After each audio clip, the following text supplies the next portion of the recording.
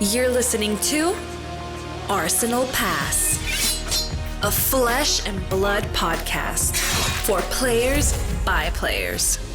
And all about strategy, leveling up, and the latest news in the world of Wraith. Welcome to Arsenal Pass. Welcome back, everyone, to Arsenal Pass, episode 24. I'm Brendan Patrick, joined always by calling champion Hayden Dale. Hayden, how are you doing? Do you know what, Brendan? I'm pretty good. This is our third time doing the intro because I messed it up a few times, so apologies. But you know what? It's been a crazy couple of weeks of flesh and blood. There's been a range of emotions, but today I'm feeling optimistic and pretty upbeat. How are you, Brendan? Yeah, I'm just hoping we get another phone alarm or maybe like a cheeky fart come in here or something like that, something to make us restart. But anyway, with pre-release weekend over, we're going to be doing a first impression on Tales of Aria Limited. We'll be talking about our general takeaways from the format, ins and outs of each hero, including their power levels, and revisiting cards that either overperformed or underperformed from our initial grades on the Limited Review podcast. We'll also be joined by recent calling champion Tyler Horspool to talk about his recent... Sorry, I said his name so weirdly. It's Tyler Horspool. We're going to be talking about his recent win and his thoughts on the Limited format. Anyway, Hayden, let's talk about your week in Flesh and Blood. Yeah, it sounded like if you ever seen Anchorman when they put the question mark on the teleprompter. Yeah, Tyler's going to be joining us for the limited portion in our breakdown of, first impressions on the set and how we found the pre-release. That's later in the show. But yeah, of course, first of all, what have we been playing? Well, pre-release, Brennan. I've been playing some pre-releases this past weekend. I think I played 3 in total, all at-home pre-releases, but still great to play some games with my local stores, of course, over Discord, and then just getting some games. We've been playing some sealed games a little bit, getting used to the format.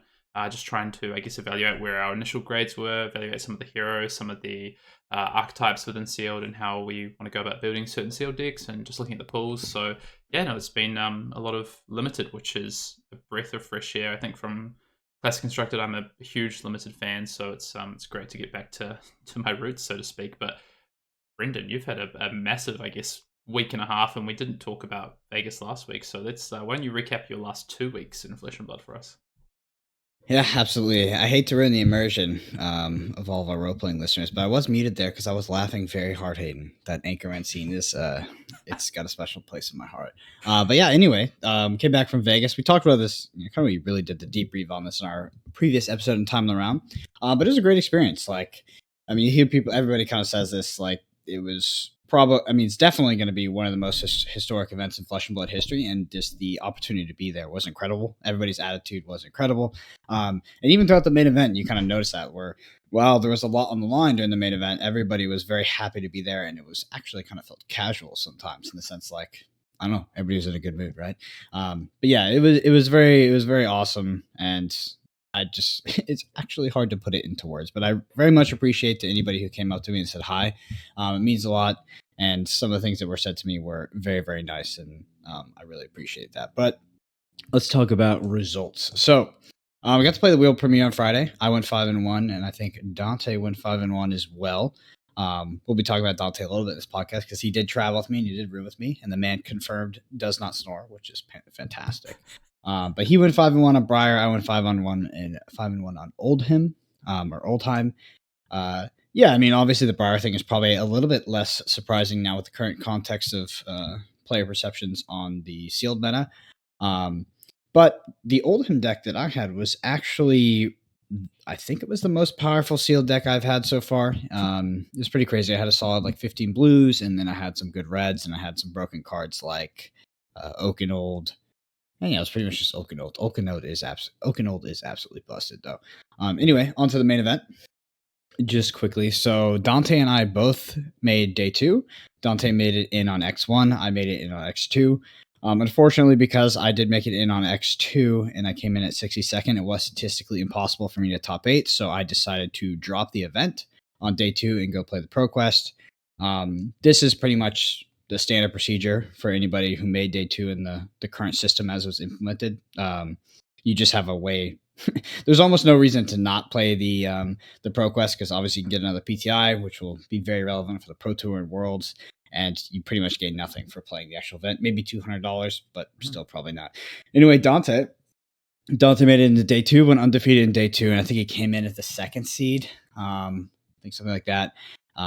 and had a pretty nice top 8 run. Eventually lost in the semifinals, but got his PTI, so Dante is confirmed on the Pro Tour, and got his gold foil, which he was originally salty about, and now he is 100 times more salty about. So he did get a gold foil husk, a gold foil husk, and yeah. It was just kind of funny, but it was a great event, and congratulations, Tyler, who will be joining us later on this podcast for his win.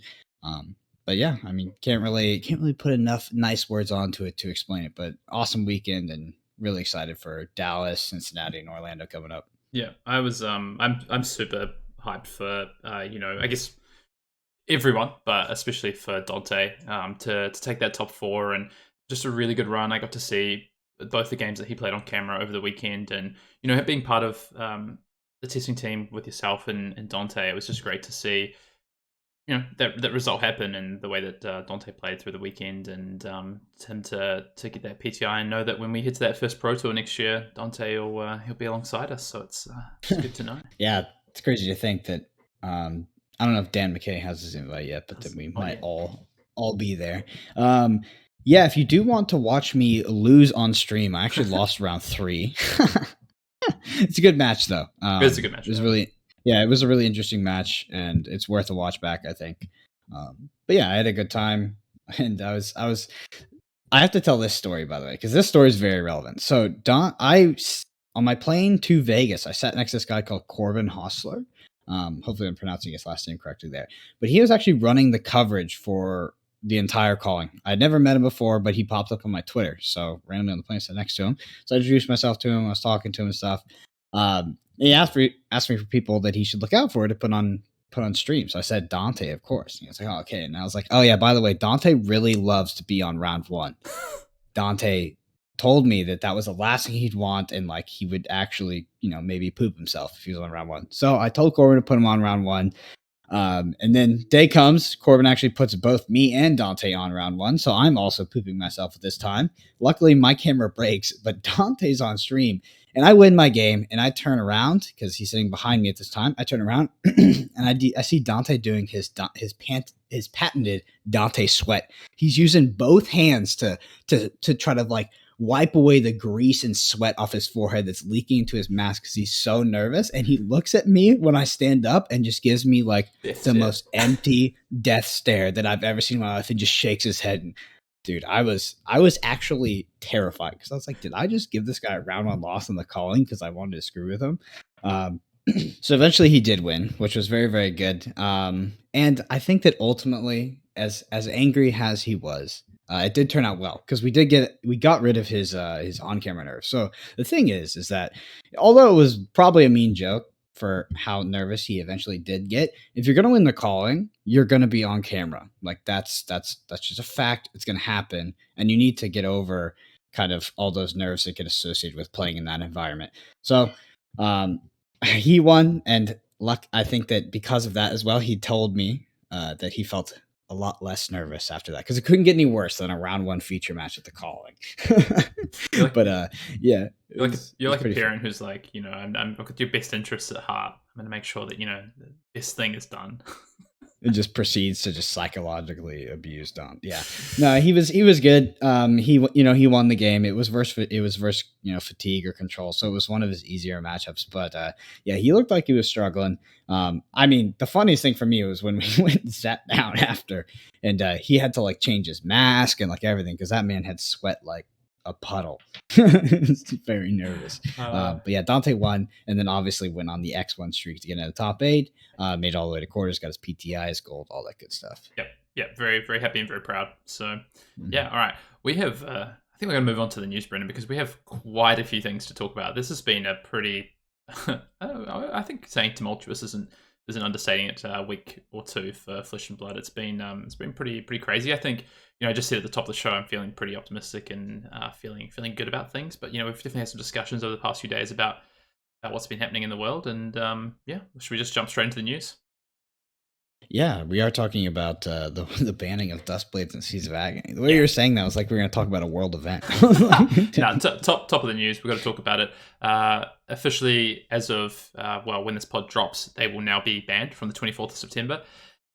Duskblade is banned in Classic Constructed, and Seeds of Agony is banned in Classic Constructed and Blitz. So that's all three pitch values of Seeds of Agony are banned. So, pretty big announcement. This came pretty, I guess, there was no scheduled announcement for a ban and restricted. That's not how LSS have operated so far. They didn't do it with Drone either. They've just published this. They've given some explanation. So I thought Brendan, just wanted to give some facts here in the news. That's, I guess, after all, news should be reasonably impartial. We'll give some facts, and then we might just kind of talk a little bit about it. But I did want to say, in terms of the way that LSS are going about their bannings and Living Legend, and what this means for Classic Constructed, and just Flesh and Blood moving forward, we're actually going to be talking about this quite in depth on our Patrons pod this week. So if you are a patron, you can check that out.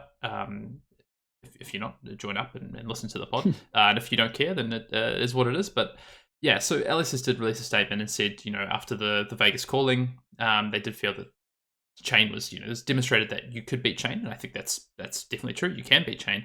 But what they said is they believe that removing Seeds of Agony from Classic Constructed format will be positive for the tournament experience, while not eliminating Chain as a viable player in the metagame. Chain will have to work harder to enable its current game plan, allowing other aggressive decks to compete, which we believe supports a more positive game experience. That's what LSS have said. And I do just want to call out as well, they have also said and put on, I guess, notice on Hallowed Rights, saying it's a card that they're watching closely because the ability to recur Health and Beyond, and for that, Brendan is gratefully sorry for what he's done to the game. But Seeds of Agony is banned. I did just want to say as well, just for a bit more context from the statement from LSS, they did provide a why now. They said why now, Tales of Aria might fix it. They expect that the ice mechanic featured in Tales of Aria to be effective at combating Chain's primary game plan, but they also expect Chain to remain a big part of the metagame despite this. And they feel there's a risk the metagame could become very narrow for national championship season, and they wanted to give players as much time as possible to prepare for the national champs with this new information, with the bannings happening. And they did also say, just going through this, how did the seed grow to become the monster it is? They said that during the development, they were really focused on Monarch Limited. Monarch was meant to be like this, I guess, marquee limited format. There was so much planned for it, and of course, things happened and things changed because of COVID. But their focus was really on, as I've said here, on the Monarch Limited, and Seeds was a card that helped them, and Riftbind as well. Two cards that helped them, I guess, balance Chain in Limited, but maybe tipped, as they're saying, tipped Chain over the edge in Classic Constructed. They went through a lot of development. Sorry, Brendan. No, it's all good. I was just gonna say, in classic news fashion, let's give some opinions. Just sure. Okay, just a little bit. Yeah. So we talk about, like, you hear Hayden say, like, not Hayden, but you hear the article say, yeah, maybe we'll ban on Hallowed Rights. So I think, in my opinion, that if they actually want a Chain to be like pretty relevant or decently relevant, in the meta, they would actually have banned on Hallowed Rights, because then you would still like kind of just lose every game almost to fatigue. But what that would do is it would foster like a very popular matchup where one player just doesn't play Flesh and Blood and just blocks with 4 cards a turn, which is very bad for like the game being fun and also the game being a spectator sport. Like, it's pretty bad for a spectator, and I think that's why they opted to go for Seeds. And for me, Seeds really feels like the jugular. Like, it doesn't really get much worse than banning Seeds of Agony. Because like Seeds of Agony is obviously good on your final turns. You stack a big Siege, you have a big Riftbind, or many things, right? Building Ursa, that's what you need Seeds for. But the bread and butter of the deck as you go through the early to mid game is Seeds of Agony. Play a 1 cost like Ghostly Visit and swing the blade for 4. That iteration, that like kind of sequence of cards in of itself was what made the deck like so kind of unfair, I guess. It wasn't just an endgame deck, because I could do this BS off of like 2 cards, right? And obviously the card out of Banish. So yeah, for me, Seeds of Agony does feel like the jugular. They say like, yeah, well, we want Chain to still be relevant. Yeah, okay, fine. I don't really see it. Maybe as like a pure aggro deck, or like a deck that plays a lot less blood debt, or like way more blood debt, maybe. I don't know. But in its current iteration, obviously that deck is trashed, in my opinion. So it's interesting. I think that we'll see a heavy shift off of Chain as we kind of move to the next one, which was not a bad thing. I think that the biggest thing that people can mistake about us is that we are Chain players. We're not Chain players. We're 100% meta slaves. We just play the best deck. We don't care. And Chain was actually one of the most unpleasant decks I've had to play because of the mirror. It was terrible. Other than that, like, Control was very, very intellectually challenging and fun, but the mirror was no good. So I'm happy to move away from it. And this banning of this card is very effective at deterring me from playing Jane. Yeah, I have a couple of things to say, and it's more about what's happening right now. Whereas, and then probably my focus is what this means long term. But I just want to say, I guess in terms of the way I see myself in this game and the way that I approach this game is, yeah, I don't really have particular affinities for any one hero in terms of the competitive side of the game, because as you say, like I want to approach this from a deck building position, and I want to find the best deck for the best meta and tune that deck to win events, really. So whether that's Chain, whether that's Rhinar, whether that's Kano, whatever it is, I do have play preferences I prefer to play into, which is more so aggro or I guess combo decks. Yeah, I just want to clarify the meta slave comment. It's true. It's true. Yeah. Obviously, like we have like affinities, right? Like I don't particularly enjoy playing Dorinthia if I can avoid it. But if it was as good as Chain, where like in my opinion, Chain in the past meta was actually over 50% on everything. If there was a Dorinthia deck like that, I'd be playing it. Yeah. And the next thing I wanted to say is just about the spanning. There's so much discourse out there in the community right now, and almost everyone has a lot of things to say, and I think that's perfectly reasonable. I do just want to, I guess I kind of wrote down a bit of a statement, I guess, for myself, and I feel that the ban is good for the game overall, short and medium term. What LSS said around the format warping nature of Chain and what that meant for national championships. I'm glad that we now get to explore all this other design space, because at the end of the day, Chain was beatable. Chain is beatable. The problem that Chain really caused was a narrow aspect of what you could do in a format. So people were taking a fatigue approach to beat the deck, which is basically one player not playing the game, which isn't both not fun to watch and not really fun to play. So there's so much design space that opens up, which that's my opinion, but there's so much design space that opens up now, which I think is super exciting. In terms of the long term of the game, I definitely have some concerns, I guess, around how LSS prevent big things like this happening regularly. I won't say it wouldn't happen again, but how do they prevent it happening regularly as more cards enter the format? How do they go back and look at their testing, sort of make sure it's robust? And yeah, I think that what happens next is going to be really important. But just overall, I'm excited that we get to explore a ton of more design space and deck building space, which is something that I love about playing this game. So there's obviously there's concerns about what this means for players who have bought into these decks, players who are looking at this game from the outside, thinking about should they play it, people who are new competitive players and immediately something that they like and want to play gets banned. But yeah, I'm from a competitive aspect. I think it's good for the health of the game and good for the growth of the I guess competitive side of the game. We'll just see what that means long term. I think the Duskblade ban is a bit more of a concern for me. So Duskblade has been banned before it even gets before release street date of Tales of Aria, which is a bit of a concern for me. But I think that's something that we might dive into, I guess, a bit deeper, because that's very opinion based, I think. Yeah, for sure. I think that we've given about 1/10 of our thoughts, but 100%. in the sake of brevity and this being the news, we'll kind of leave it there. Ultimately, I would leave it down to this. I feel positively about it, and I'm excited for the future. That's it. So, like, in terms of the end outcome, I'm actually happy with it.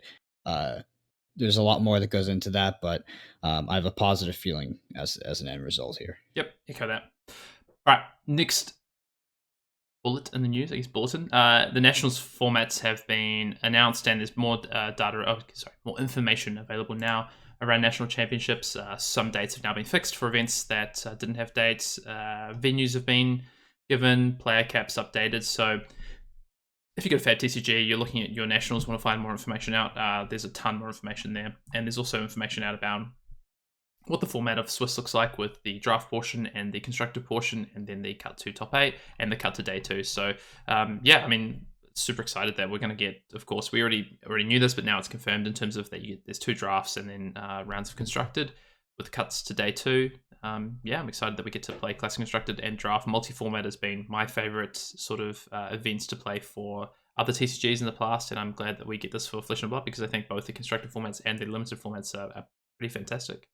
Yeah, I'm really happy it's draft. I think that's par for the course with this kind of stuff, but I'm very happy it's draft, because like I really like limited callings and stuff, but I don't like the sealed portion as much. Like I'm a big limited player. Like I like sealed a lot, but like having the whole calling, like making it to day 2 predicated off the sealed Swiss is a bit more kind of neither here nor there with me. While with draft, I'm like actively excited to play that, and I'm able to like control the build of my deck to a very good extent.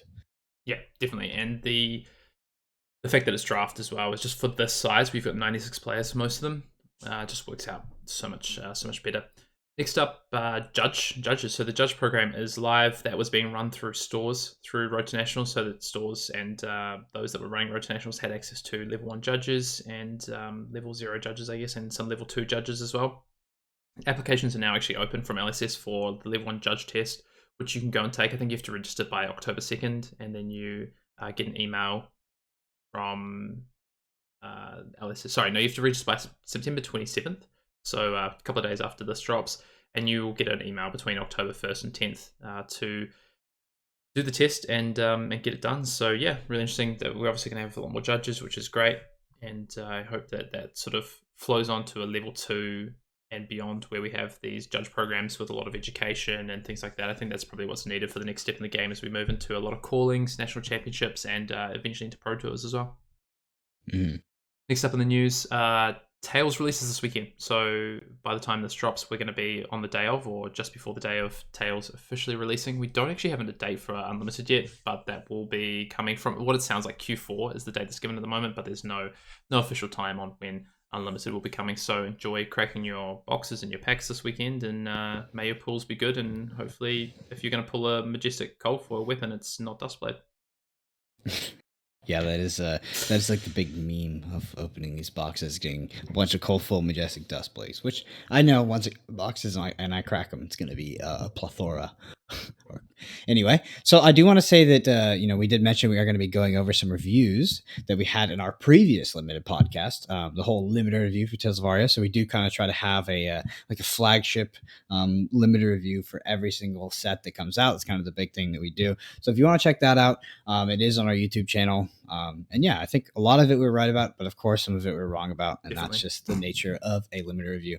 I want to say thank you to our patrons. We have almost 150 right now, and it's just been an incredible past like a month or two, and we're very, very appreciative for all the support that we've gotten and what it's allowed us to do in terms of freeing up some time with video editors and all the other people that were able to help us out.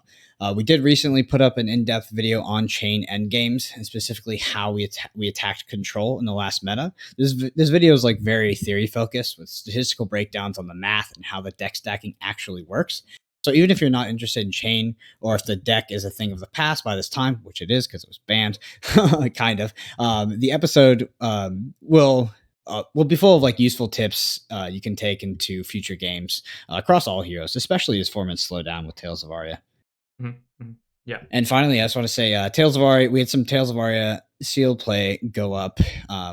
And we'll be doing Tales of Aria Classic Constructed on YouTube actually pretty soon here. So keep an eye out for that. I know everybody's really excited to see the new heroes duke it out in Classic Constructed. So that is coming very, very soon. And yeah, check out the same sealed gameplay as well, because we do have a lot of callings coming up that are sealed, very, very sealed focused. Got both Dallas and Cincinnati. So make sure you're studying up if you plan to play there. Yeah, and we've also got, inadvertently in the release that LSS did for the bannings, the ban restricted announcement, they also basically dropped that Skirmish Season 3 is going to be starting from November. So they did say that in the article, although it hasn't actually been officially announced. We do now know that we're going to have a Skirmish season to close out the year. So in theory, we're probably going to have a reasonable amount of those be limited, or at least stores are going to have access to run those as limited. So if you are really keen to get into the limited format, I would say you should suggest to your store that you would love to play some limited. And yeah, we've obviously got the content up, the set review. We're doing a bit of a look on week 1 as well today. And then, as Brendan said, the sealed gameplay going up, and we will do some more sealed gameplay. It's a really interesting format. There's a lot to take away and a lot to dive into with it. Last thing I want to say before we round out the news, Brendan, is that we have Time in the Round. Went up last week. We had Taylor from the Attack Action podcast join us. I guess we've changed the format of Time in the Round a little bit, so we are bringing guests on to Time in the Round, and I guess a big part of that is that there's a lot to discuss in I guess, the world of Flesh and Blood, and it just opens us up to allow others to come on and discuss those things with us and get a bit of a different viewpoint, which I think is really important. Me and Brendan don't want to be too insular in our thoughts, so excited to have some guests come and join us for Time in the Round. Mm-hmm. And the week after that, we actually have Stephen Cookus, I think that's how you pronounce his last name, a commentator from the Flesh and Blood Las Vegas Calling, and a local to me. He actually lives about 40 minutes away, also known as DM Armada on YouTube. Yeah. So super excited to have him on. And yeah, so like Hayden said, Time Around has always been free form.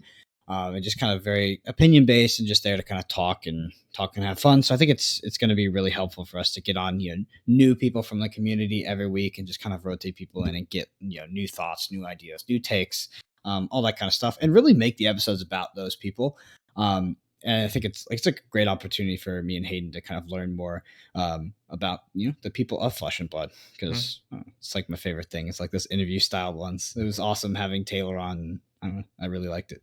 Yeah, and love to hear any feedback as well that you guys have about the new format, and any guests you'd like us to try and get on. We do have some some really good guests lined up to come on the Time Around, which I'm super excited about. So more on that in the future. Last thing I want to say before we round up the news, Brendan, is if you won any of our giveaways over the past month for either the Heralds, the Fallout Heralds, the mat, or any of those other giveaways that we did, those have now been sent out to everyone. If you don't have those in the next week, please flick us a DM, let us know. Just bear with us. They were shipped around the world, so there was some international shipping going on. It might take a little bit longer than for some others, but if you don't receive those in your mailbox, drop us a DM. Mm-hmm. And no Command and Cookout section this week because we are joined by Tyler, so we got a bit of a longer main topic, but it is officially restarting next week. And if you want to send us a question, you can send that to arsenalpassfab@gmail.com. Again, that's arsenalpassfab@gmail.com. Really appreciate when you guys send in questions, and we love having good ones when we're sitting around the barbecue. But anyway, Hayden, let's head into the main topic of the pod. Let's do it. And before we head into the main topic of the pod, I want to welcome Tyler. Tyler, thank you so much for joining us today, and a big congratulations on your win in Vegas. Can you tell us a little bit about yourself and how you got into Flesh and Blood? Oh, yeah, sure. Thank you for having me. I'm a big fan of the podcast. And I got into Flesh and Blood because a couple of friends of mine were like, hey, you got to check out this new game. And I said no. I was like, I'm not interested right this second. And then they kept on it, really. I mean, they're persistent, as I've learned that Flesh and Blood players are. And it only took me one game to know that this was a special game, and I love everything about it. And it was over after that. That was in July, about 2 months ago. Awesome. Did you play any games before Flesh and Blood, or was this your first card game? No, I played MTG. I'm a Magic the Gathering player, still am. But now it's kind of turned on its head now that actually, even before the calling, it was like I'm a Flesh and Blood player first, and then Magic after that. Yeah, I have to ask you the most definitive question in Magic the Gathering, which is what is your favorite format? Ooh, that's a loaded question. I think that I'm primarily a limited player, but if I had to choose one of the constructed formats, I like Legacy the most. Those are some very correct answers, just objectively. Yeah, I knew I was tiptoeing a line there. You've pleased Brendan. Yeah, those would be my answers too. Well, thankfully, you did say the right thing, and you've chosen Limited because today's main topic of the pod is all about Limited, Tyler. But before we jump into that, I did want to ask, you have just come off the back of winning the largest Flesh and Blood tournament to date. Congratulations again. Just want to get your thoughts on the weekend and how the calling was. What was the atmosphere like, and how are you feeling now, 2 weeks or a week and a half removed from the event and your win? Yeah. So the general atmosphere, I guess we'll tackle that, is that everyone was super excited to just be there. Just to be at a tournament was super exciting. And that was for everybody. That wasn't just for me. That was for all my friends, for people that I got to meet over the weekend. And it really led to a great event overall. I think nobody left that event hopefully feeling left out or anything like that, just because everybody just wanted to play this game so much. And then, during the event, you have the. I want to say that there was some blips on the radar. People, misplaying a little bit here and there, or judge calls that took a really long time because people weren't used to it. But I don't think that ended up being that big of a deal to a lot of people, because we were just, again, so excited to be there. I remember seeing Brendan around the top tables, and I was like, oh, I know that, I know that guy. That guy does this podcast. It's super awesome. He's easy, Kind of easy to spot, disappeared right? yeah. Oh, super easy to spot, but kind of disappeared on me. Day two. Don't know where he went. Yeah, I had to go down to the PTI because I got we talked about this a little bit on the time around, but there was a weird situation that went on with the qualifying for day 2. So I got in on 62nd, but it was statistically impossible for me to top 8, so I went and tried to play the PTI instead, which was Yeah. unfortunate. I kind of wanted to play more and experience more players that had gone there. Were kind of playing up at the higher tables, but I guess I'll just have to see you guys in DFW and Cincinnati and upcoming in Orlando, where there will be no Shane, which is really interesting. Not no Shane, I can't say that. But Seeds of Agony is banned, and so is Dustblade. So that is a wrench that we didn't expect to get thrown in, and I'm very excited for it. I know we've talked a little bit about this, Hayden, but yeah, it's super awesome and super exciting for the format moving forward. I do just want to mention as well, Tyler, just to kind of re-congratulate, and I just want to impress on you like the importance of the event that you won. Like, I think that you won the most historic event in Flesh and Blood, maybe forever. Like, Wow. that event was really kind of the proof of concept for the game. The big first calling, hosted by CFB, streamed, all that stuff. And to go there and practice and win is such an achievement. And I'm so happy for you because that is really something that will just be kind of cemented forever. I'm almost speechless. I don't I don't even now I don't consider it to be that big of a I don't want to say it's that big of a deal. It was obviously huge winning the calling, but I guess I haven't looked at it through that lens that this was such a big event for Flesh and Blood itself. For sure. Yeah. As we move forward, like, calling wins will become more popular, right? We'll have more of them, but nobody else will get to take kind of that pedestal of winning that calling. The thing that, we can ceremonially say the first calling. This is coming from someone that, top 8 one of the early ones. So I don't really want to say that the other ones didn't count as much, but this one really did feel like this is where we started, right? This is when the competitive, aspect of the game, competitive side of the game has its birth. And I think that this is always going to be kind of one of the most historic and important ones to ever happen. I'd agree with that. And, coming from someone who did win one of the early ones, I would fully agree with that. I mean, 750 players is a big sign of things to come. So, and Tyler, I did want to ask on the back of that, you now have your PTI, you have just won the calling. What's the future hold for Tyler? I know you top 4 to Road to Nationals, or won one as well, right? So you do have your Nationals invite. Are you planning to go to Nationals? Are you planning to go to the next 3 callings? Like, what is your plans for Flesh and Blood? So I'm taking it step by step. I'm definitely planning on going to Nationals, and I'm going to Dallas Fort Worth calling as well, which is the next one.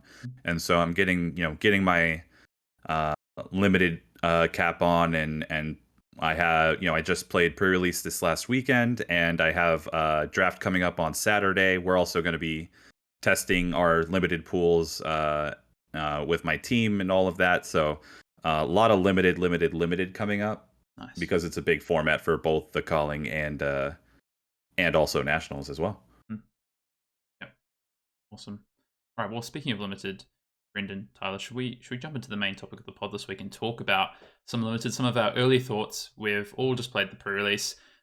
We've played some games in limited. I know me and Brendan, we've been running some of our sealed pools into each other over the last few days as well, just trying to get to grips with this format a bit more. Sort of looking back on some of our early grades from the format so far. And Brendan, where are we going to start? Yeah, we talked about this slightly in kind of our warm up, but Tyler, I know you said you got out to 1 pre-release. Can you just walk me through a little bit? What were your first impressions? Did you play the world premiere? I assume you did, maybe in Vegas, but what was your first impressions, playing sealed, and what deck did you end up on, and where did the power levels kind of land initially for you? Yeah, so I didn't actually get a chance to play the world premiere. I'm a teacher by day, so it's hard for me to get weekdays off. Mm-hmm. Which I just had to sit there being jealous of all my friends playing and posting pictures of their pools on that Friday. But I did get to 1 pre-release this last weekend, and everyone was talking in my ear. play Briar, even before the tournament started. And I kind of went into it with an open mind anyway, thinking I'm just going to go where the power level takes me. And as if I hadn't run lucky enough, I opened a cold foil. I forget what it's called, but the shield for Oldhim. Oh, yep. Ram's head. Rampart. Yeah, Ram's head. Yeah. And then I also opened 3 Majestics in my pool as well. One being the Ranger, one of the Ranger Majestics, and then I opened a Duskblade, and a I forget what the last one was, but it was just like an embarrassment of riches kind of thing. Oh, Channel Thunderstep, that was the last one. And as well, yeah. yeah, so I ended up going the Briar direction, mostly because when I'm playing limited, I like to test out certain cards and ideas that might come up when I'm playing in a competitive environment. So I wanted to see if Duskblade would take me in a direction that was like an automatic win, or whether it was like not worth pursuing. And I found that it actually was I feel like Duskblade's now a trap in limited. Mm-hmm. Maybe you can play if you know you see Oldhim on the other side, you can put it in as one of your equipments. But I actually just think the regular weapon is better in most scenarios. And I ended up going 3-1 in my pre-release, and it was actually a Lexi player that took it. But they were surrounded by about 5 Briars and in the next 5. So that's where I was over the weekend, and I'm sure we'll get more into the cards and things like that. Definitely. Yeah, for sure. Hayden, what about yourself? Did you get out to any, or did you do them all? Or were you not able to do them? Sorry, I'm not super familiar with the lockdown. Yeah. So I still in lockdown for another couple of weeks here. So, but got to do some at-home pre-releases, which is still really nice to be able to do. Actually played 3 at-home pre-releases over Friday, Saturday, Sunday.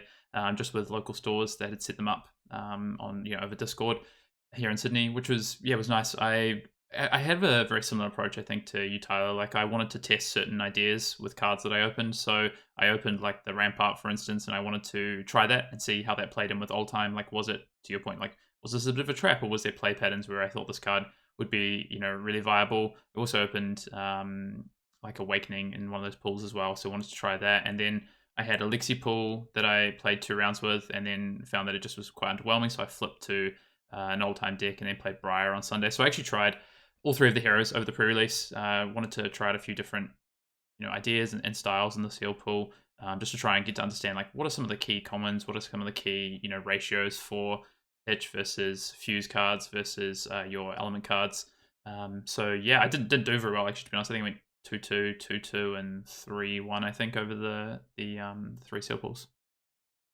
Yeah, you guys all opened some goodies. I think I played between me and my partner. We played 8 pre-releases, the equivalent of 8 pre-releases, and I opened a nice cold foil buckler. So you guys can be jealous on that one. Yeah, I'm just balling. Well, at least we all opened shields, right? So we're all the same. Yeah. Unlucky. What about you, Brendan? So I played a few. I pretty much try to play a different hero every time, sometimes multiple heroes in each one if I could. But it was just kind of bouncing around. This pre-release, so I don't know if it was like this everywhere, but the Monarch pre-release in DFW area was interesting, right? They felt really competitive. I think it was because like there was the mat on the line. There was like only one mat, right? There was the one dark and the one light. And we always did like 6 rounds. Maybe it's because there was like less competitive events going on at that time. So, kind of like the skirmish effect where everybody just took like more this more casual event. They took it serious. But yeah, this one was quite different. It was more like kind of show up, open your packs, play for rounds, and kind of dip. And it was just very relaxed, which has its pluses and minuses. But because of that, I was just kind of playing around the whole time. So just playing around with different decks. Was very resistant to play Briar for a while. Started out in Oldhim, the World Premiere, which is definitely the most broken deck I've ever had so far. But that was because of my pool a bit. Then played a lot of Lexi, and then eventually started playing some Briar as well. So I think my takeaway is like I do agree with the power level of Briar. But that being said, I think that like Lexi is pretty underexplored.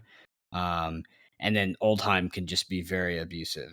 That's the right pool. Like I was playing against one of our guys, Dan McKay, and I think he beat me like it was like 8 out of 9 games, and he was just chaining 5-card hands into me, and I was just tilting off the face of the earth. And I was on Briar. You were definitely tilting. Yeah. Yes, I was so tilting.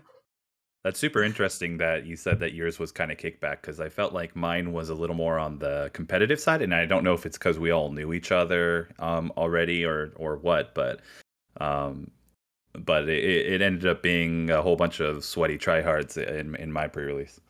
I missed that, to be honest. Like, it was cool to have like the kind of like the laid back atmosphere, but I definitely I missed like the Monarch releases that we had. I mean, those were like all 6 rounds, and like, we were all going for this mat that was like really hard to get.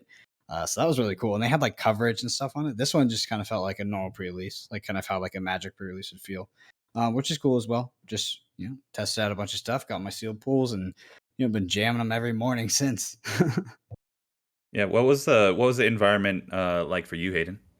Yeah, pretty chill, right? Like, I guess there's an element of like trust with these at-home pre-releases that people, I guess, have all their cards are opening up on like a big Discord room with their cameras on, but I guess people could swap out cards pretty easily if they wanted to. I don't see why people would. The prizes are all random, so yeah, it was pretty chill. I mean, there was nothing to be won, so hence why just playing different heroes and trying out different cards. I even at some points put in cards that I was pretty sure were actively bad in my deck, just to confirm that was what I thought was correct.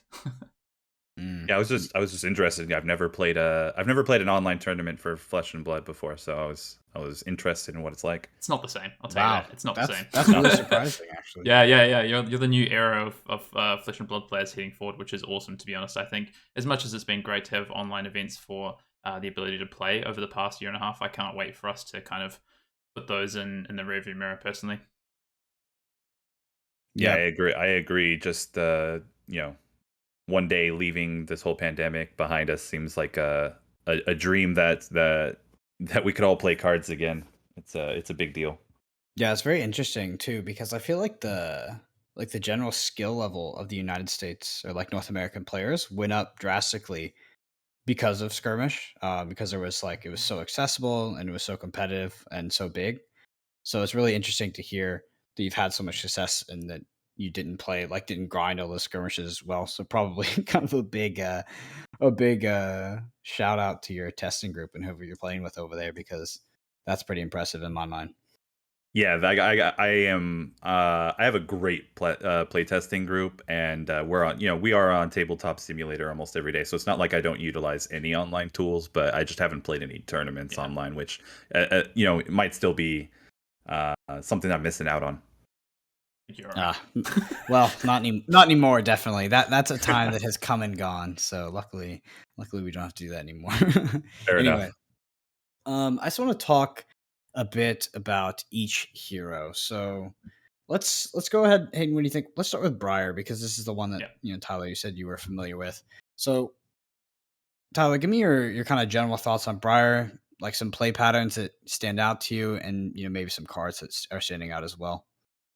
Yeah, absolutely. So the big one that I want to point out is this is a card that I wasn't on my radar at all before I started, and then I had one of my friends pretty much tell me this card's busted, and that's Vela Veil, I think it's called. I forget, it's Vela Flash. Yeah, Vela Flash. Yeah. Okay, and so I didn't realize that you could play this card, fuse it, and then you could play your instance to regain your action, or you play your non-actions to regain your action point afterwards. Mm-hmm. And so I was like, this is the most underwhelming card. Why am I even playing this card? This is the best card in the deck. So the play pattern is obviously you play it, and then you play a non-attack action that has go again, regain your action point, and then you can continue either attacking or use your weapon, and it just creates a different way to play almost than any other hero I've played in Flesh and Blood so far. Yeah. Massively agree. That with Electrify is a pretty crazy 2-card combo, I think. Absolutely. And that the deck, in my opinion, is just like hungry for ways to give go again to your attack actions. So Channel Thunderstep was another big one for me, where it not only gave go again to your potentially your next attack action, but also next turn, which is that. I mean, I don't think people realize maybe how big that is to give multiple turns of go again. Um, and then also a big shout out to Ball Lightning. Um, and I'll leave the generic equipments I'm playing for later because I'm sure we'll get to those as well. But those were the standout. I was playing a lightning based Briar deck, and I was fortunate enough to open I think I was playing 4 cards that either weren't Elemental Runeblade, Lightning Fusion, or an actual lightning attack. So it was almost completely lightning. That's strong. Mm-hmm. I think just talk about them now, Tyler. Just talk. I think as we talk through these Oh, sure. areas, we will just talk through all of them. We can make it up as we go. Yeah, that's. I guess that's the point. Deep Blue was a card that came out There to we me go, as baby. super Deep Blue. strong. It's so good. Yeah. Also, shout out. I'm a big chess fan, so Deep Blue is a reference to The IBM. Yeah. to the computer that beat the world champion Gary Kasparov in a match, and then since then, obviously, computers have gotten out of control as far as beating humans at games. But that's a shout out to like the first one, which I love. But making 3 mana from any of your cards at any point, it's just like a I'm gonna fix your hand later kind of card, and it just unlocks a very powerful turn down the line that you might have not otherwise have. And that's a big thing in Flesh and Blood for me is I know you guys talk about pivot turns a lot, but off turns it's like giving your opponent a free pivot turn, and that can happen a lot in limited depending on your deck consistency, and this kind of fixes that. So I was a big fan of that. And then also the boots that prevent 1 damage were surprisingly good versus other not only other Briar decks, but just other decks in general. They didn't stand out to me as something that was strong. I thought it was a throwaway card, but now I might even rate that card as like a C, because it just prevents some of the big turns that you wouldn't otherwise think about. Yeah, those were my impressions from. For sure. I was saying, I think that like sealed pools with Deep Blue and sealed pools without Deep Blue feel significantly different. Like that is one of my favorite cards in the set, one that I'm always looking to open. I also did tell Hayden about that little fun fact, and he didn't think it was as cool as I thought it was. I actually watched the documentary for that IBM supercomputer recently on YouTube. It's super good. But yeah, it feels like weird and bright. I think that we talk about gaining action points and go again. I think one of the things I'm actually looking for in opening a Briar Pool is like a certain amount of non-attack actions, because I want to, when you double non-attack action into an attack action in Blade, that's kind of one of the kind of medium to higher level power things you can do, and just like a very good standard turn to chip in damage, and ideally arsenal a card on the end of that. But yeah, it's pretty interesting. Hayden, what do you think regarding kind of non-attack action ratios in a Briar Pool? I like whenever there's a question about ratios, you default to me, Brendan. But yes, because I think it's you definitely need non-attack actions, right? But it's also the quality of what those non-attack actions do. So I think you can serviceably sit with anywhere from sort of like 9 upwards in a 30-card deck. But what you're really looking at is like, what are those cards going to do? So if they help you, like Tyler just talked about how heavy his element and fuse cards were. So if they help you, tee off your fuse cards, those are perfect, right? So electrifies, and also so tomorrow even, and that is pretty reasonable. So those cards are quite important, I think. And then it's just about what the quality of your deck looks like overall. I wouldn't be, if you're getting up past sort of 12 non-attack actions, but you're jamming bad non-attack actions into your deck, I think it's probably not worth it. You start to just make your deck worse. Whereas it's still perfectly reasonable. You talk about those off turns and allowing pivot turns. It's still perfectly reasonable to pitch a blue and come in with a break ground for 7, right, on a turn after you defend with 2 cards. Like that is still a reasonable turn. So having good cards in your deck that allow you to just have good 2-card hands and just play a nice, gentleman's game of Flesh and Blood between your sort of big turns is more than reasonable. And actually something I wanted to pick up on that Tyler said was, about the limited format and having off turns. I think in this format, more than any limited format so far, that is true. Like it is so true in this format. There's so many turns where it's hard to play 4-card hands in because you don't draw the right combination of fuse and element cards, or you draw the wrong element with the wrong fuse cards. So on the first cycle of the deck, I think that's really important. And I just want to say as well, Deep Blue. I mean, Brendan, I think you called that you thought it was the best common in the set when we did the set review, and he's probably looking quite smug right now.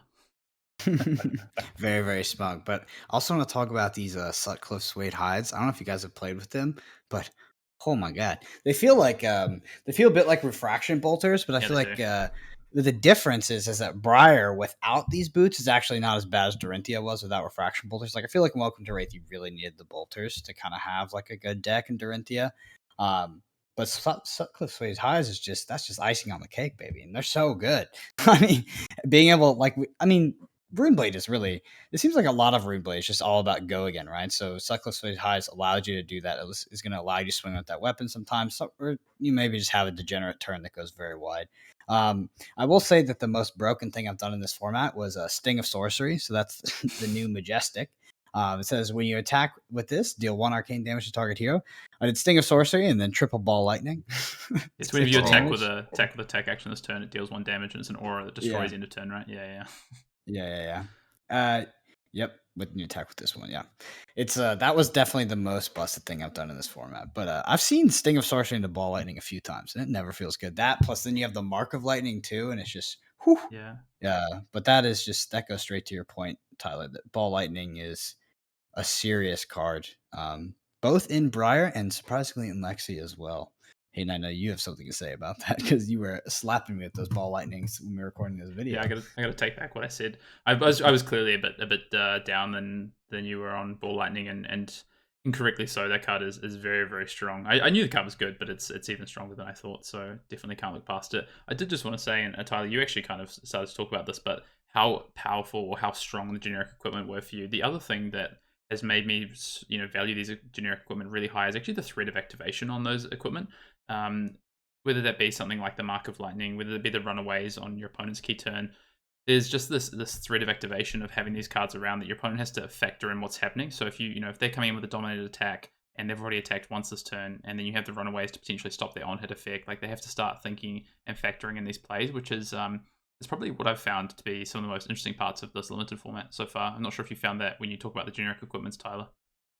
Yeah, that's exactly what I was kind of talking about with the Runaways, is not that this was a card that was going to break the format or anything, but that I was surprised at how much utility I got out of them, given that I thought, this is a one, you're getting in for your one attack with all these non-attacks, but it just came up so often that the 1 damage either saved me or saved a big turn. And that's exactly what I was getting at. And I'm actually going to pivot to another thing that I saw another Briar deck doing, and they were fortunate enough to open 2 Sigils of Suffering, and this card was absolutely off the chain. I was at 2 life thinking I'm all smug. I have counters on my Duskblade, and I'm gonna win this game. Into 2 turns later, I was just dead because he full blocked with a Sigil of Suffering 1 turn, and then another one the next turn, and I was dead. Yeah, what a callback to I lost Steel to Shunt. that as well. Yeah, I lost to Sigil of Suffering as well. It's a weird end game you can play into, because if you have 2, of course, you can play after 2. But once they get to 1, you just block. It's you're pretty likely to be able to block out the entire turn with your whole hand. It gets a bit weird in a Briar Mirror because the weapon obviously it's a 2 arcane damage. But yeah, I mean when I had Sigil of Suffering, it actually, for being a rare, it feels really, really good. Especially because it can just be an alternate win con sitting in the deck. Yeah, I don't know if Absolutely. you wanted to say anything else about Briar before we move on, Brendan or Tyler, but one thing I did just want to say just generally about this format, because we did just talk about fuse and ratios and things like that, is that a lot of the fuse cards, and we're talking about Briar has these as well, a lot of the fuse cards are just good by themselves. I think you don't need to jam in necessarily bad element cards all the time to hit numbers, I think, as well. Like some of these cards are perfectly reasonable to play, Rites of Flourishing, red for 6 and come in. But if you have the fuse, then you get to set up something on the bottom, or, Bramble Spark still can set up a really big turn for you, even if you don't have the Earth Fusion. But those cards, you definitely want to be able to fuse them at some point through the game, but it doesn't need I found that it doesn't need to be the be all and end all, that every turn you need to be able to make sure you hit your fuse. Sometimes there's decisions about cards you arsenal to make sure you can try and set up a fuse turn, but sometimes you're just playing like just a good solid hand in, right? So that's just something I sort of observed. Just formatted total, all the heroes I feel are pretty similar on that regard. Absolutely. I think there's like general cards that you can just have a general turn, like you guys said, and then continue from there. You don't always have to have the busted turn. But something I wanted to kind of ask about is I played a primarily lightning deck, and so I didn't get a chance to play a lot of the strong earth cards. And I could see that you could play, an earth lightning kind of fusion. But did anyone play like kind of a base earth deck? Because what I found with the lightning deck is I almost didn't care about the embodiment of earth tokens at all. And so I'm wondering, if you play the Earth tokens, do you care about the embodiment of lightning in that deck? It's really interesting, actually. I got to say, from my side, I didn't really see the opportunity in my pool so far to just play like straight one element. I think they weren't quite strong enough to do that. But I think if what I did notice is that they did lean one way, like you're saying. Like I had definitely had some that had 8 fusion Earth cards and then 2 fusion lightning. And for those, I would say that it depended. Like what I felt the embodiment of Earth did mostly was allow me to just set up a turn. So say I come in for damage, I get 2 embodiment of Earth, and maybe my hand isn't that great, but it's good to play off 2 cards. Then I just get to block with 2 cards or block with 1 card, arsenal a card for a future turn, and come in with an attack, whatever it might be. Or even just block with 3 cards coming with a weapon, which if my opponent had a big turn because they tank the damage. So that's what I kind of found with the embodiment of Earth, is that in those decks, if you have the right setup, they're very, very strong. They just have like good utility, right? Like they just allow you to turn bad hands into pretty reasonable turn cycles for you. Absolutely. And talking about that, just in case the listeners don't know, a play pattern that came up a lot is setting up your next turn. You would go non-attack action, attack action with go again, and then non-attack action to get that embodiment of lightning token to set up the next turn. Yep, which is huge actually. Or even attack with the weapon, right? Because it doesn't pop the embodiment of lightning. Yeah, absolutely. Yeah, it's crazy with how the weapon works that way. So good. So I was mostly split on elemental and earth when I did play Briar, but Bramble Spark into Stir the Wildwood specifically was just very, very powerful. So coming in, if you do have the red, coming in for 9 plus the 1 arcane, just a lot for the opponent to deal with. I found Rites of Replenishment to be a bit underwhelming, but maybe because a lot of the games are going quite quickly, that it wasn't super relevant to kind of be retucking cards into the deck. I'd agree. But yeah, I think Explosive Growth is a crazy card. It's so good. Yeah. Awesome. All right, sweet. Hayden, I'll let you choose. Lexi or Oldhim? Let's go Lexi. I think Lexi's one that I've enjoyed playing the most so far in this format, so maybe I can talk to that first and then throw the mic either of your way, as it were. I think Lexi is like super interesting. The tough thing about having a hero, right, in a format where 2 other heroes have weapons and this has effectively a weapon that doesn't attack, would seem to think that is this one that can introduce fatigue into the format, and you could see this hero fatiguing out or struggle to compete because of the play patterns aren't as straightforward. Where you can't set up turns where you block with 3, come in with weapon. But what I actually found with Lexi is that the Shiver's ability is just so strong that it offsets that so much, and the ability to have basically all your attacks, right, all your fusion attacks have these on-hit effects that are pretty relevant, except maybe the frost rare, but the rest are pretty relevant in this limited format. And you have so many ways with that Lexi ability to attack twice in a turn with flipping up a lightning card and playing actions, that usually you're just able to push through damage and then dominate an attack, and it's very difficult unless your opponent has, maybe they're Oldhim and they have multiple defense reactions plus the ability to use the hero ability most turns. They're going to struggle to be able to contain your damage anyway. So yeah, I had the most fun playing Lexi. I think it's the hero that's probably intrigued me the most in this limited format. I think it's probably also the maybe the hardest to build, although I do think Oldhim can be hard to build. Lexi's probably a bit harder to play in terms of that you're probably in almost every game going to cycle through with Lexi, just due to the nature of you not having a weapon and playing out 4 or 5 card hands every single time. So yeah, I guess in terms of some of the cards that impressed me with Lexi, like Electrify is probably one of the best commons in Lexi, just that ability to flip it up, give go again out of arsenal, draw a card, have multiple attacks where you're threatening that on-hit effect of Electrify. All the frost arrows I think are great in the mid game. The ones that give you the frostbite tokens, or the one that make them discard a card with dominate, is like just a really, really just nice play pattern, because we talked about earlier, right? And Tyler said this. The pivot turns and the off turns. If you have an off turn, but your off turn still has an on hit effect, it means that your opponent is going to find a lot tougher to pivot when you're effectively forcing minimum 2 cards out of their hand, either because they discard or they want to block. So I think that he's pretty fun. I know you drafted it at the world premiere, Brennan. Tyler, did you have any interaction with Lexi? Yes, you said that you lost to it. What was that deck kind of trying to do? Yeah, so I'll speak to the one that I lost to. They were. It seemed like they were trying to go with a big arrow more of the time, and then dominate later. So the big arrows I initially didn't want to block, and then I realized in a hurry why I did want to block is because I wasn't going to be able to later. Shiver is an absolutely busted weapon.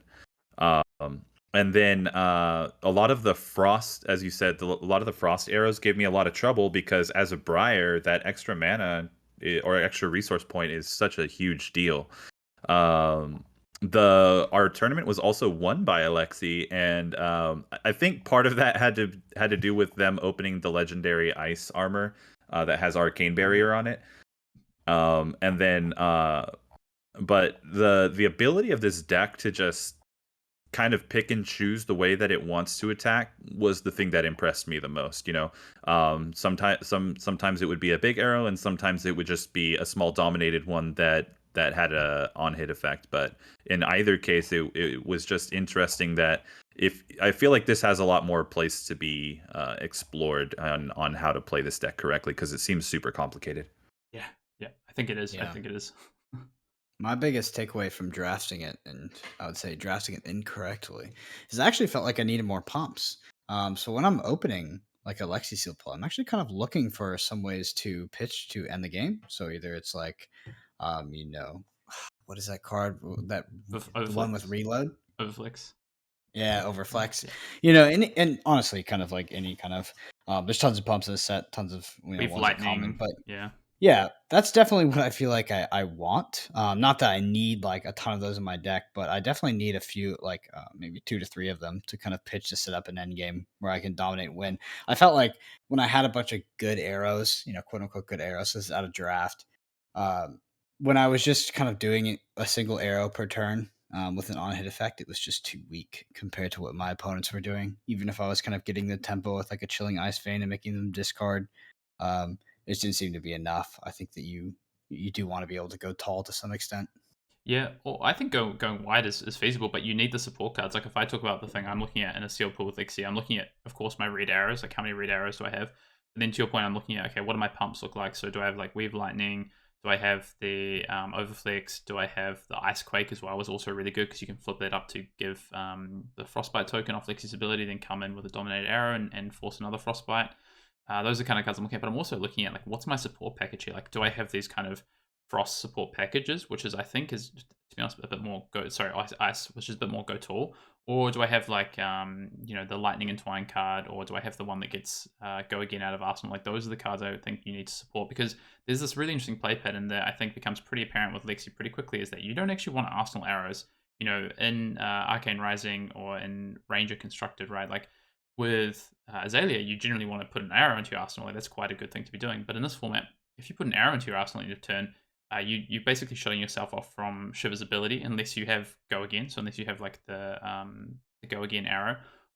So in general, often you actually don't want to be playing necessarily 5-cut hands unless it's an element card that you can flip up with Lexie's ability, which is then in that case, that's when you're really getting the power out of the deck.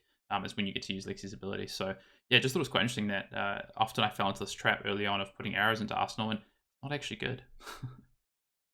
Yeah, I completely agree.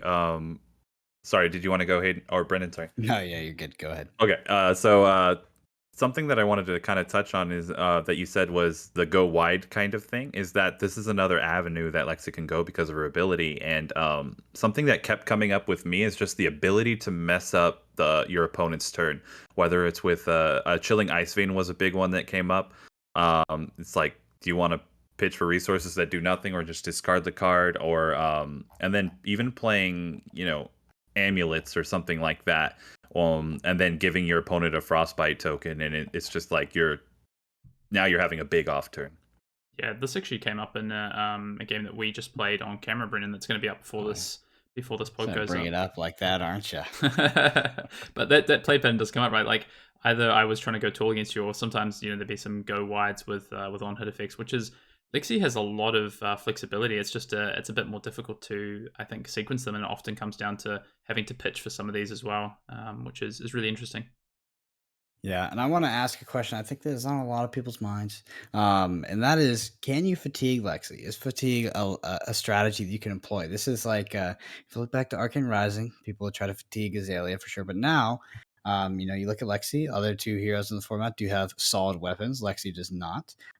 Obviously, Shiver is crazy, but it doesn't attack on its own. So is fatigue a viable strategy versus Lexi? Why or why not? And I'll start, and then I want to hear what Tyler thinks as well. I'm not sure if he saw this at all at the tables next to him, but I think you can always do that, right? You can always fatigue, but I think the likelihood of being able to do this in this format is very, very tough. The dominate on a stick that Shiva has is going to make that very difficult. I did actually play one round with a Lexi pool where I didn't quite get fatigued, but I would have if I didn't try and go for the win. Where my opponent had 5 defense reactions in his Oldtime and had a lot of Earth cards to always be able to turn on Oldtime's ability. So in that case, like, he had a very strong defensive pool.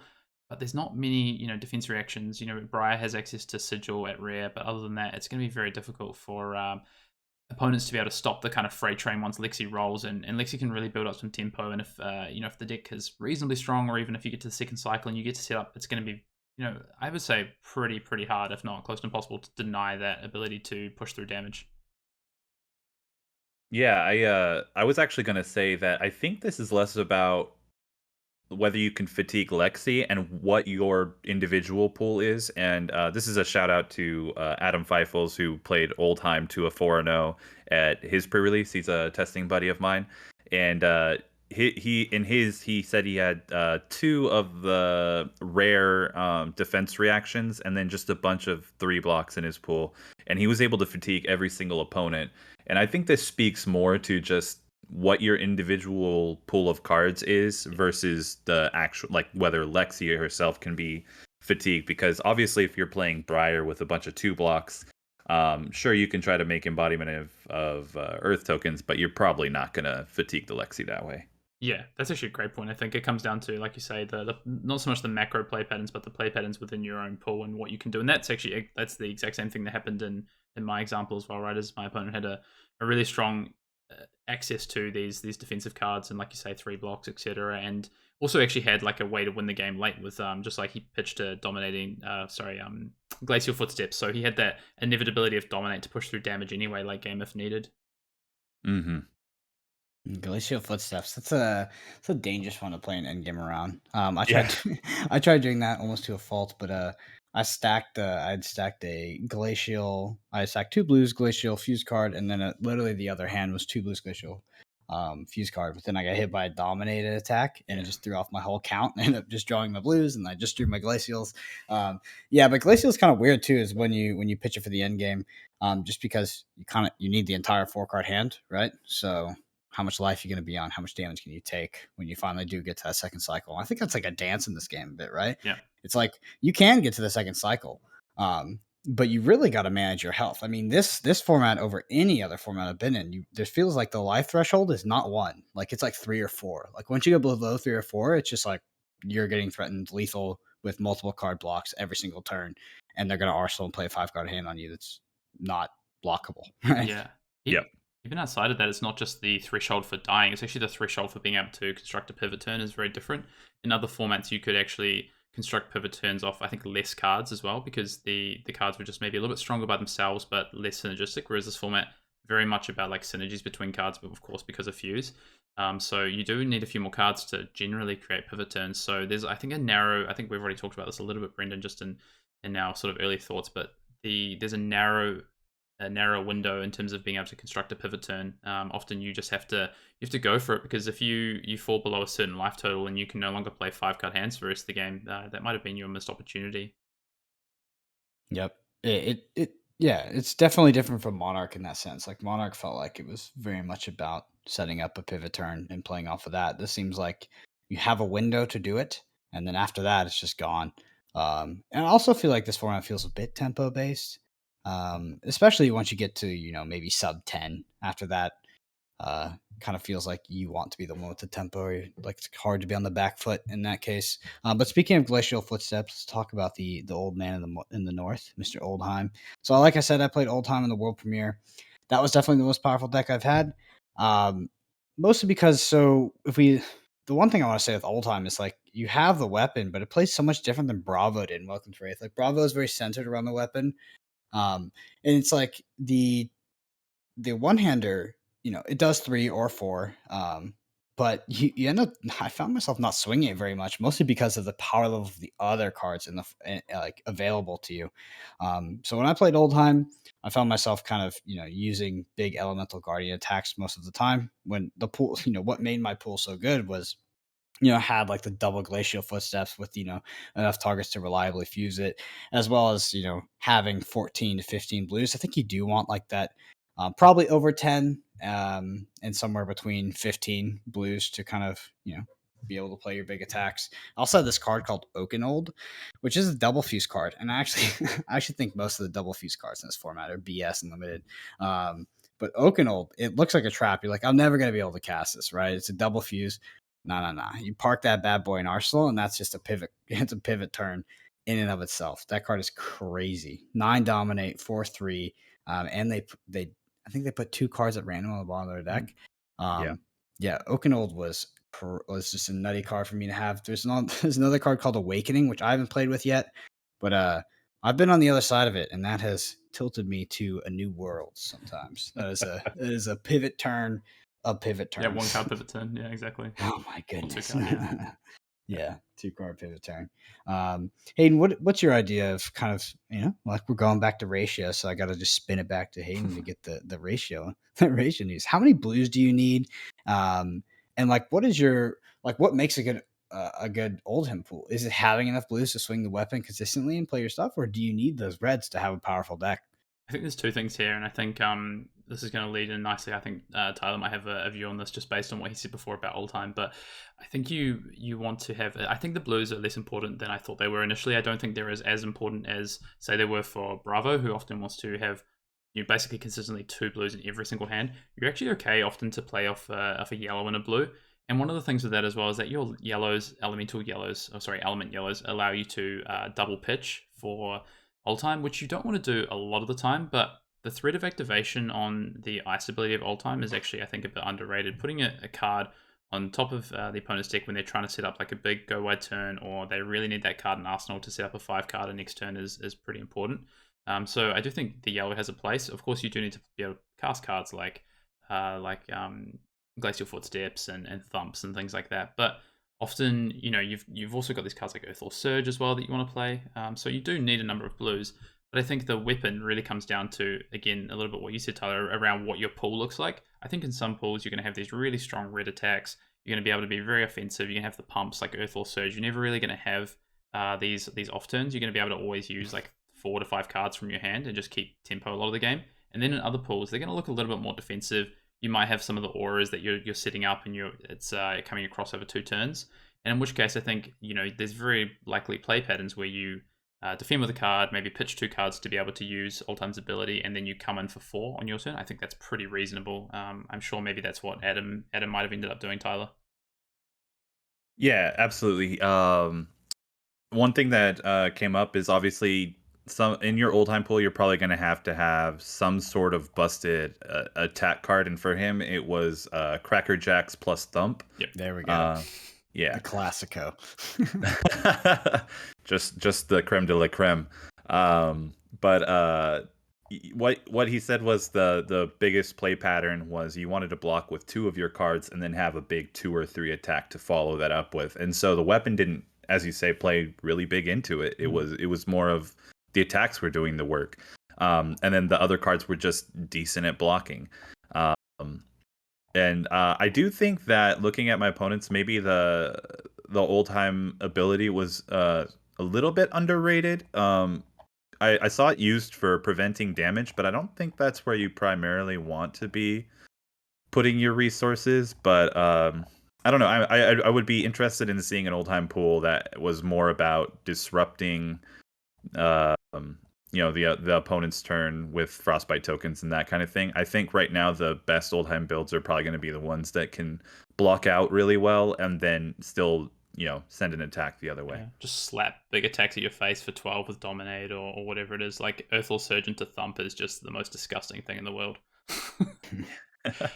Yeah, it doesn't feel great to be on the other end of that one. No, I have seen you be on the end of it a couple of times, Brendan. But one of the things I was also going to say on that sort of, I guess, train of thought is where Oldtime ends up with that ability is that I think it's one of the most difficult things to do correctly in this format. One of the hardest things when playing Oldtime is how to actually build for and use correctly your hero ability. I think I either saw players basically not using it all or overusing it to their detriment to not be able to set up turns they might want to. So I think as we go through this format, that hero ability is going to be one of the more difficult things to operate around. Yeah, I completely agree. I don't know if you guys saw, but there was a post by I forget his name, the guy that posts the spreadsheets for the classic game for Road to National. Yeah, and he posted one for the limited metagame, and apparently I think 70-something% of the pre-release winners were Briar. But I think that's actually going to come down just because the other two heroes are so hard to play. At least at a base level, when to use Oldheim's ability versus when to not, and Lexi just has so many game actions that it's kind of impossible to expect people to play them correctly from day one. Oh, I agree with you like a million times percent. Million billion. It's like it's still the same thing happening in Monarch. It was like the Prism effect, right? Like Prism is a good deck in Monarch. It's probably the easiest deck to build with the least amount of tools. But it was very easy to beat with like another competent pool, like specifically like Levia and Chain. And then Bolton could just have some of the craziest pools. And could do very degenerate things. But like you always see this, like there's like this knee-jerk reaction where it's like this is overpowered, this is the only playable thing. And we usually find after a couple weeks in the format that's just like definitely not it. And I think with this format specifically, like you said, with Oldhim, it does seem like the skill gap is when to use the ability. I've seen the same thing, people using it to their detriment like every turn, and then people not using it enough. And specifically the ice version, putting the card on top of the deck, denying the arsenal. And Lexi, of course, is Lexi kind of tops them all in complexity. But I think once you kind of figure out Lexi a bit more, the power level of that deck is very, very high. I do actually think Oldtime might be more difficult to build, but Lexi more difficult to play. Just because of the fact that you have just all these interactions we talked about before, like the ratios of like how much do you want to defend for 3, how much do you want to be like on the back foot versus how do you want to pivot turns, like how am I actually going to win the game, like how many cards do I have dominate, and then if I leave it too long, is a Glacial Footsteps now like a dead card in my pool, for instance? So there's a lot of things to consider, especially when you're playing into Briar, who can really put a lot of pressure on you and force you to make decisions on turns that can basically in some instances just decide the game.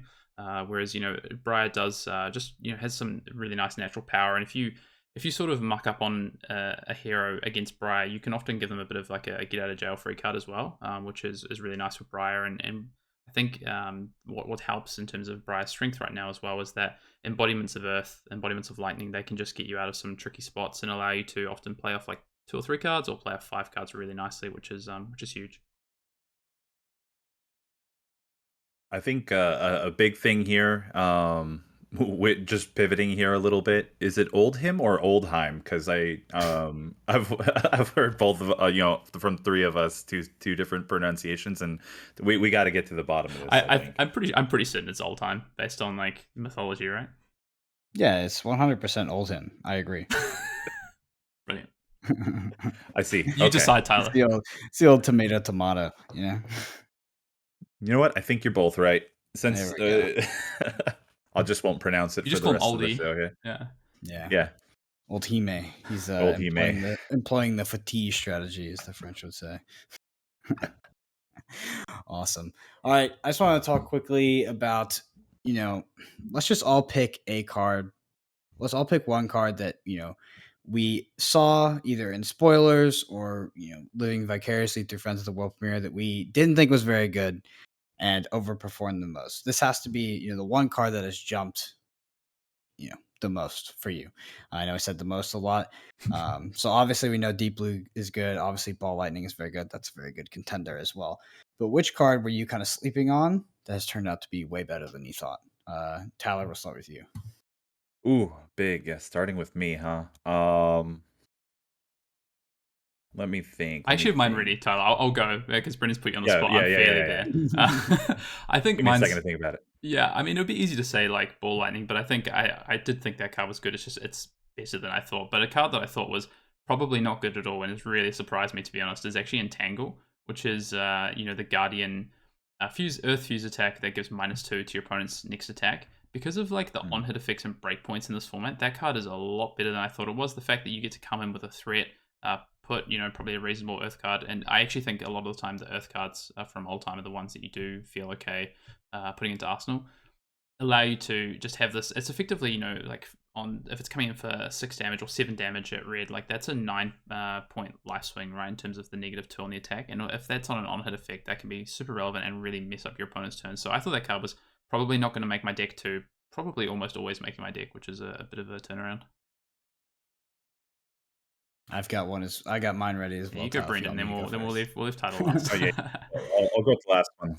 I got a good one. Okay. So for me, it's actually Invigorate. I actually thought this card was legitimately unplayable. I thought it was terrible because it's an elemental action, doesn't fuse, blocks for 2, and it is still kind of bad. But if you're playing someone like Briar, it's obviously I think it's really good in Lexi too. Make your arrow much bigger. We talked about prioritizing pumps, but in Briar, you can play this plus another non-attack action. I mean, this costs 0, so you can arsenal it pretty safely, and then you can fuse. Ideally, fuse your attack, get the the lightning, and set up for the next turn. I mean, I still don't think that Invigorate is a fantastic card. I just thought that this card was on the same level as Rejuvenate, which I believe I've been correct with not being very good. So Invigorate is actually playable, in my opinion. I will sometimes actually prioritize putting a red in my deck, especially if I'm playing something like Briar. Yep, I think that's fair.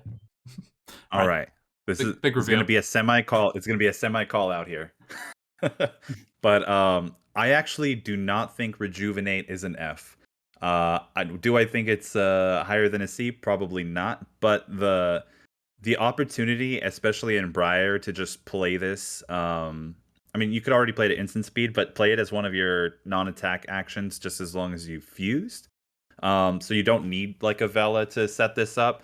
Was super integral for me, and this 3 life I think actually matters in this format when you're just squeaking out life totals. This casual gain 3 life right here can be the turn. Do I think it's up there? No, I don't. But I just want to say I don't think this card's an F. It's serviceable. Yeah, I do. I would agree. I think it is serviceable in Briar. I still maintain Tyler. I don't want it in the other deck, but maybe that could be wrong, right? Like the format's still young as well. I think, like you say, the life is clearly more important in this format than a lot of other formats. You've sold me. F+ it is. No, I mean in Briar mirrors, or like against Briar, right? Is real. I think where the kind of the argument becomes relatively compelling, right? Where it's like you think about like I got this arcane damage that's ticking me down. Potentially, I could gain the 3 life. And then also, I think that you're totally correct. Like if you are playing Briar, let's say you play this off, you can play it off anything, right? Off your fuse and get that that lightning or embodiment of lightning tokens, quite good. And the 3 life is also payoff. I have played the blue as well to meet a blue count before at Old Him. I will say I'm just trying to get you guys up to D- is all. Yeah, that's all. I tell you what, you can have it because I think one of the best things that actually Rejuvenate can do is we just talked about like the narrow window of pivot turns, and if your opponent is lining up like a lethal hit or lining up their big pivot turn based on life thresholds, maybe to take you to a certain life threshold, and then you play out, you play whatever you're doing on your turn, and you end with like Rejuvenate. That's gonna mess up some plans pretty well. So you can actually change the landscape of what pivot turns might look like, or where life thresholds might look like with a card like Red Rejuvenate. So you know what, you can. I'll give it to you, Tyler, definitely.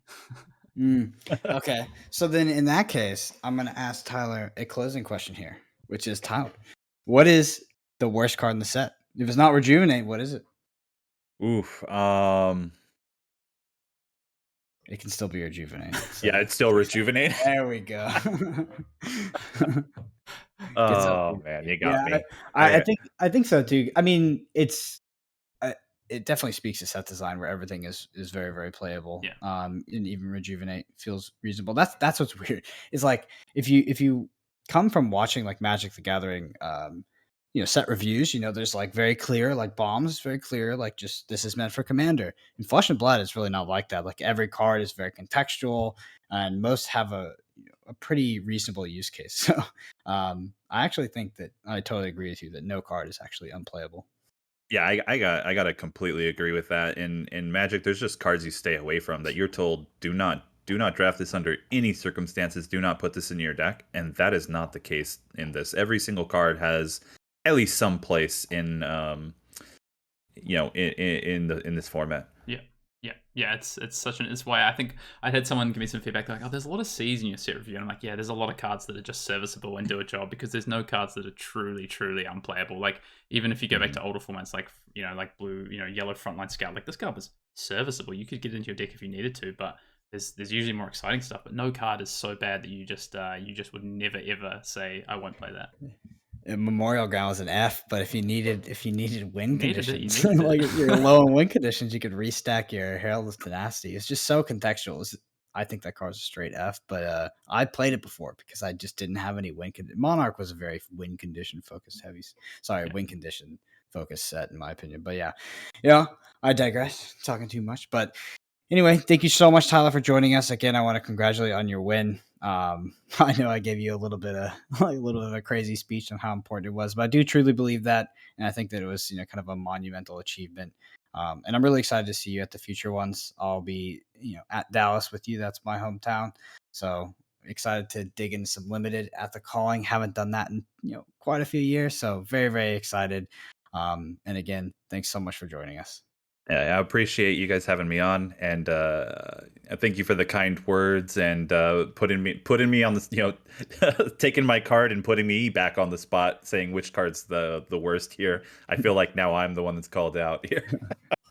Anyway, thanks for having me on. Hey, it's always friendly call outs. Thanks so much, Absolutely. Tyler. Thanks for coming on.